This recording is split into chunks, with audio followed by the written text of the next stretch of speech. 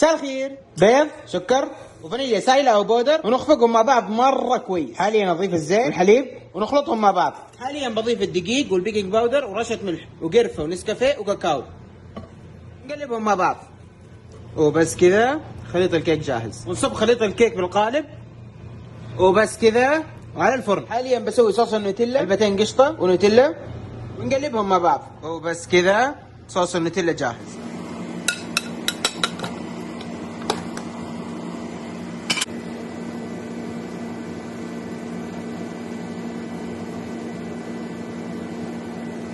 وبس كذا.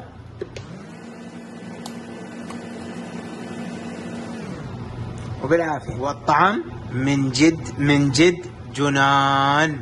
الميكس مرة جبار. هذه آخر لقمة. وكثر نوتيلا يا مدير.